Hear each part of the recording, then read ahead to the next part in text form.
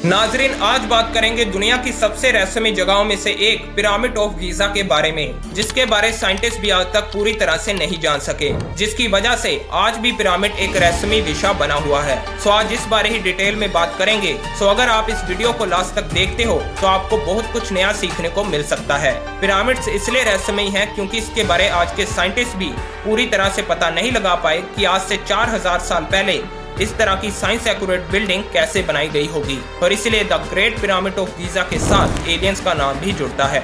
और इजिप्ट में इन पिरामिड्स के अलावा और भी बहुत कलाकृतियां हैं जो और भी हैरान कर देने वाली हैं।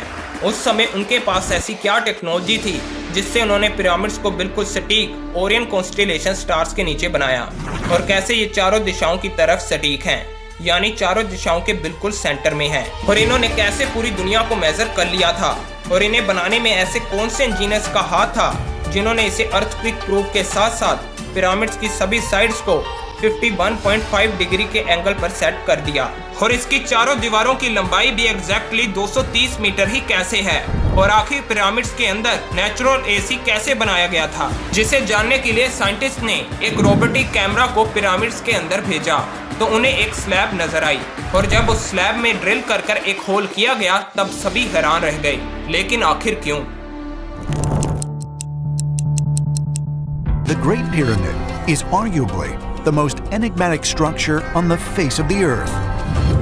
Built around 2500 BC, it is the tallest structure on Earth for more than 3,500 years. Built as gargantuan tombs of shining white limestone, the pyramids were designed to hide dark secrets of the dead. नाजरीन, प्राचीन मिस्र के लोग उस समय बाकी दुनिया से काफी आगे थे। उनका रहन सहन और उनकी टेक्नोलॉजी काफी एडवांस थी। उस समय मिस्र वासियों ने खेती बाड़ी करनी और सामान इधर उधर ले जाने के लिए पानी वाले जहाजों की भी खोज कर ली थी। और ये सभ्यता 3150 ईसा पूर्व में दुनिया पर आई। ये लोग नील नदी पर रहने की वजह से खेती आसानी से ही करने लगे, क्योंकि वो जमीन उपजाऊ थी, और सामान ट्रांसपोर्ट करने के लिए कई टेक्निक्स की भी खोज इन्होंने ही की थी। और जिसे हम आज बियर कहते हैं, उसकी खोज भी मिस्र वासियों ने ही की थी। उस समय इनका मुख्य भोजन ब्रेड और बियर होता था। प्राचीन मिस्र के लोग धार्मिक और पूर्ण जीवन पर बहुत विश्वास करते थे, जिसके कारण ये मरे हुए इंसान की मम्मी बनाकर रखते थे।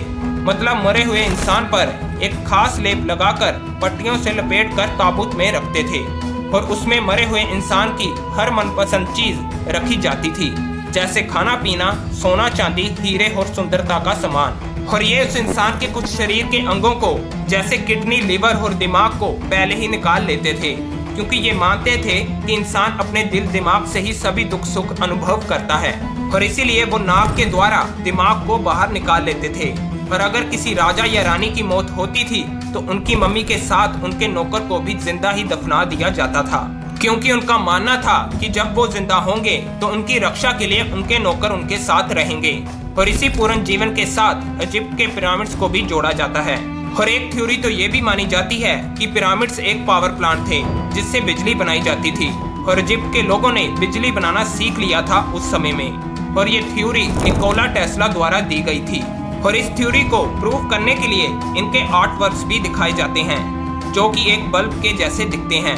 और ये आर्ट वर्क्स इजिप्ट के पुराने टेम्पल्स पर देखने को मिलते हैं, लेकिन इसका कोई ठोस सबूत नहीं है।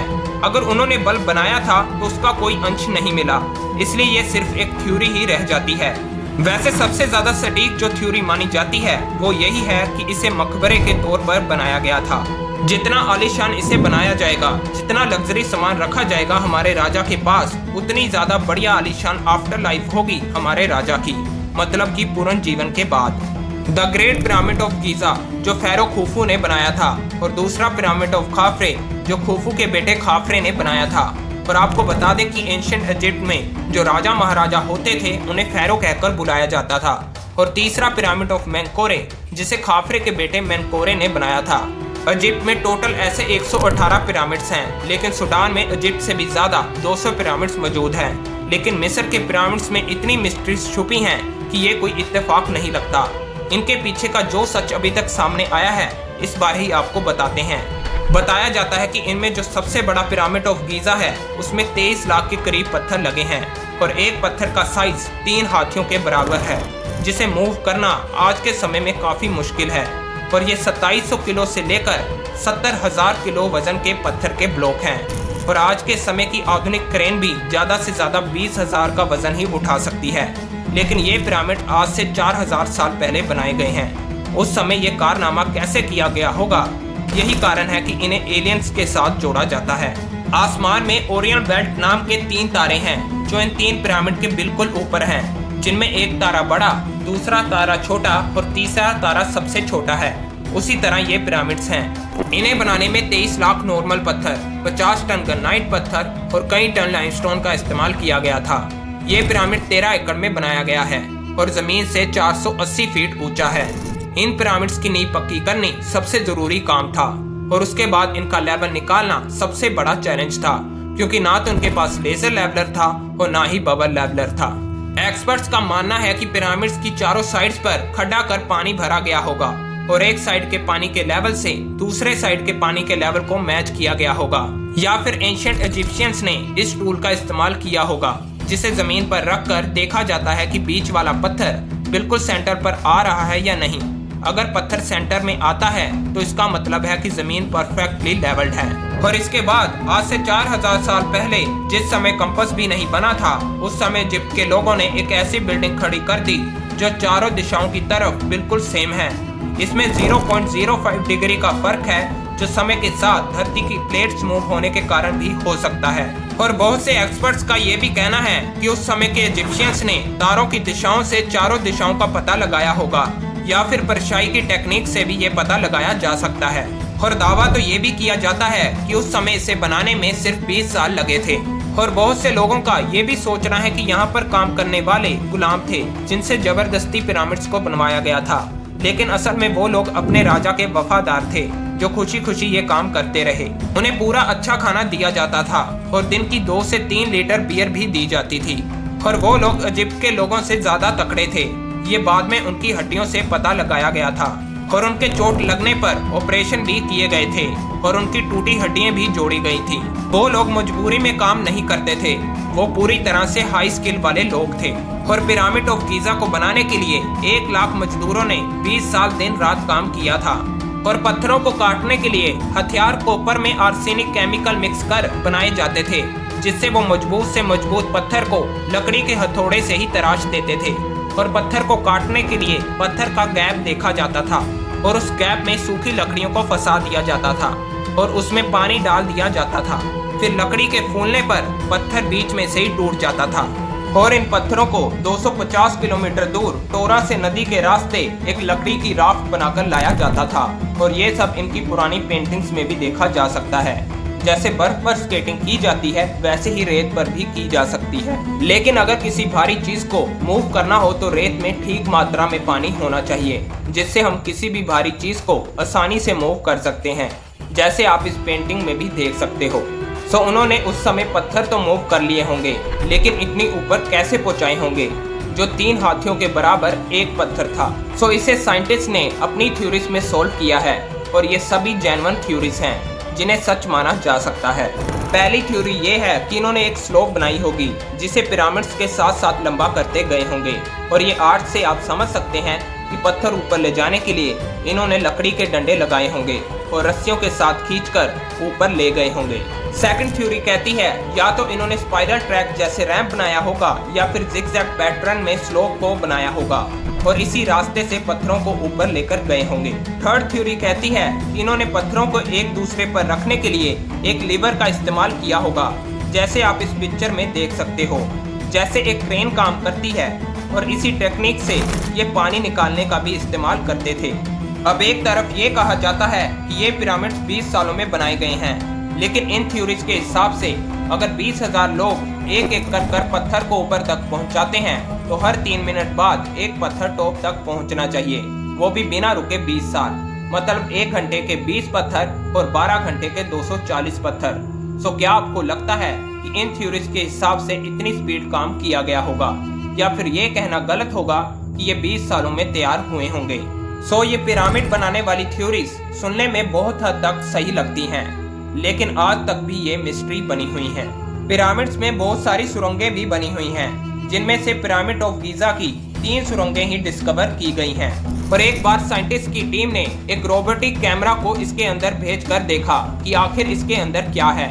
और जब रोबोटिक कैमरा 200 फीट अंदर गया तो उसे एक स्लैब नजर आई जिस पर कुछ इस तरह के निशान बने थे। जिसके बाद उन्होंने उस स्लैब में ड्रिल कर एक छोटा सा होल किया और एक स्पेशल कैमरा बनाकर उसे होल के अंदर भेजा, जिसमें उन्हें एक और कमरा दिखा जो कुछ ऐसा दिखता है। लेकिन जब कैमरा का एंगल नीचे किया गया तो उन्हें लाल कलर में कुछ अल्फाबेट लिखे नजर आए। ना तो एक्सपर्ट्स को ये अल्फाबेट समझ में आए और ना ही इनका कोई मकसद समझ में आया। और जब कैमरा को साइड में घुमाया गया तो उन्हें एक चमकती हुई चीज नजर आई, लेकिन उसके बाद कैमरा अचानक ही खराब हो गया। आखिर वो चमकती हुई चीज क्या थी जो इजिप्ट की सरकार दुनिया से छुपाना चाहती है? सो जो 3 टनल्स हैं उनमें 3 चैम्बर्स मिले हैं। सबसे नीचे है बेस चैम्बर, उससे ऊपर क्वीन चैम्बर और सबसे ऊपर किंग्स चैम्बर मिला है। जिसके अंदर और कितने चैम्बर होंगे ये अभी पता नहीं है। और ये सभी टनल्स की डायरेक्शन आसमान के खास तारों की तरफ है, क्योंकि उस समय के लोग मानते थे कि अपने राजा रानी को यहाँ पर दफनाने से उनकी आत्मा सीधी तारों की तरफ जाएगी और उन्हें दोबारा जिंदा होने में मदद मिलेगी। और इन पिरामिड्स के अंदर नेचुरल एसी लगा हुआ है। इजिप्ट एक रेगिस्तान है और यहाँ पर गर्मी बहुत ज्यादा होती है, लेकिन बाहर चाहे जितनी मर्जी गर्मी हो, इन पिरामिड्स के अंदर 20 डिग्री का तापमान बना रहता है, जो धरती का सबसे एवरेज तापमान है। और यहाँ की दीवारों के ऊपर बहुत सी कलाकृतियाँ भी बनी हुई हैं, जिनमें से काफी सारी तो समझ से भी बाहर हैं। साइंस की भाषा में इन्हें हायरोग्लिफिक्स कहा जाता है। और इन दीवार पर आज के modern fighter plane, helicopter, yacht और सबमरीन की भी तस्वीर को साफ साफ देखा जा सकता है। सो हायरोग्लिफिक्स के इस हिस्से ने दुनिया भर के साइंटिस्ट को हैरान परेशान कर दिया है कि आज से 4000 साल पहले वो ये सब के बारे कैसे जानते थे, या फिर वो हमसे भी कई गुना एडवांस थे। और इन पिरामिड्स को बनाने वाले राजाओं का भी ये मानना था कि इन पिरामिड्स में अपनी कब्र बनाने से नई जिंदगी मिलती है। और यही कारण है कि पूरे इजिप्ट में ऐसे 118 पिरामिड्स बनाए गए हैं, लेकिन फेमस ये 3 ही हैं। 12वीं सदी में इन पिरामिड्स को खत्म करने की योजना भी इजिप्ट के सुल्तान अल अजीज के द्वारा बनाई गई थी, लेकिन इसने सिर्फ 8 महीनों में ही हार मान ली, क्योंकि जिन लोगों को अल अजीज ने ये काम सौंपा था उनसे रोज के 1-2 पत्थर ही बहुत मुश्किल से टूटते थे। और 8 महीनों में ही उन्होंने हार मान ली। लेकिन सबसे छोटे पिरामिड में ये बड़ा गड्ढा जरूर हो गया। और आपको बता दें कि सबसे बड़े पिरामिड का कुल वजन 60 लाख टन है। और अगर आज के ज़माने की किसी बिल्डिंग के साथ इसे कंपेयर करें तो बुर्ज खलीफा का कुल वजन 5 लाख टन है। बेशक आज कई हजार साल बाद ये टूटे फूटे से नजर आते हैं, लेकिन असल में ये ऐसे नहीं थे। ये उस समय बहुत ही कमाल के दिखते थे। इनकी बाहरली परत व्हाइट लाइमस्टोन से बनी थी, जो रोशनी पड़ने पर बहुत ज्यादा चमकती थी, जो इतने हजार साल बीतने पर खराब हो चुकी है। पर यह पिरामिड ऑफ गीजा के ऊपर आज भी देखी जा सकती है। इन पिरामिड्स का सूरज के साथ भी अजीब इत्तेफाक है। जी हाँ, इस पॉइंट को ध्यान से सुनिएगा। पूरे साल में 2 दिन ही ऐसे होते हैं जिनमें दिन और रात 12-12 घंटे के होते हैं। एक होता है 21 मार्च और दूसरा होता है 22 सितंबर। और इन दोनों दिन पर सूरज धरती के बिल्कुल सेंटर में होता है, जिसे आप इस पिक्चर में भी देख सकते हो। और इस घड़ी को सोलर इक्विनॉक्स कहा जाता है। और इन दोनों दिन पर सूरज शाम के समय इस मूर्ति के बिल्कुल सिर के पीछे छुपता है। और ये बहुत ही कैलकुलेशन वाला काम है, जिसे बहुत ही बेखूबी से इजिप्शियंस ने किया है। और इस मूर्ति को द ग्रेट स्फीनिक्स कहते हैं, जिसका सिर इंसान का है और बाकी शरीर शेर का। और इसे एक ही पत्थर को तराश कर बनाया गया था, लेकिन इसे क्यों बनाया गया था इसके बारे कोई इन्फॉर्मेशन नहीं है। और ये कई हजार सालों तक रेत में ही ढकी हुई थी। और फिर साल 1900 में इसे रेत को हटाकर निकाला गया। पर अब इसका चेहरा काफी खराब हो चुका है, लेकिन 4000 साल पहले ये कुछ ऐसा दिखता होगा। ये खाफरे के पिरामिड के सामने है और इसलिए इसे खाफरे की मूर्ति भी माना जाता है। और धरती का दोनों तरफ से सेंटर इसी मूर्ति पर आकर जुड़ता है। ये लाइंस एक तरफ ब्लू डीप ओशन में जुड़ती हैं और दूसरी तरफ ग्रेट स्फीनिक्स पर। यानी ये पिरामिड्स बिल्कुल धरती के सेंटर में बनाए गए थे। लेकिन उस समय तो ये भी पता नहीं था कि धरती गोल है। इसका मतलब ये है कि वो लोग हमसे कई गुना होशियार, पावरफुल और एडवांस थे।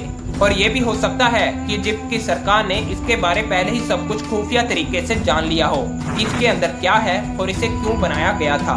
मतलब ये इसके बारे वो बातें जानते हों जिसके बारे ये दुनिया को ना बताना चाहते हों, क्योंकि पिरामिड्स आज पूरी दुनिया के टूरिज्म के लिए एक अट्रैक्टिव प्लेस है। और ये हो सकता है कि इजिप्ट के लीडर्स ये चाहते ही ना हो कि ये मिस्ट्री सोल्व हो, क्योंकि जो ये टूरिज्म अट्रैक्शन बना हुआ है वो हमेशा के लिए बना रहे। पर धीरे धीरे जैसे जैसे समय बीतता जाएगा वैसे वैसे ही इन पर से पर्दा उठता जाएगा, क्योंकि नए साइंटिस्ट इस दुनिया में आते रहेंगे और इन पर अपनी खोज करते रहेंगे। लेकिन बहुत सारे लोग जो चीज को समझ नहीं पाते उसे एलियंस के साथ जोड़ देते हैं। लेकिन आज भी पूरी दुनिया में ऐसी कुछ जगहें हैं जिनके बारे साइंस आज तक भी पूरी तरह से नहीं जान सकी, जैसे कि बरमूडा ट्रायंगल, जो अपने अंदर बहुत से रहस्य छुपाए बैठा है। सो हमने बरमूडा ट्रायंगल पर भी एक बहुत लाजवाब वीडियो बनाई है, जो आपको इस वीडियो के एंड स्क्रीन पर मिल जाएगी। बाकी आपको अगर हमारी वीडियो थोड़ी सी भी अच्छी लगी हो तो वीडियो को लाइक और शेयर जरूर करिएगा और चैनल को सब्सक्राइब जरूर कर लीजिएगा।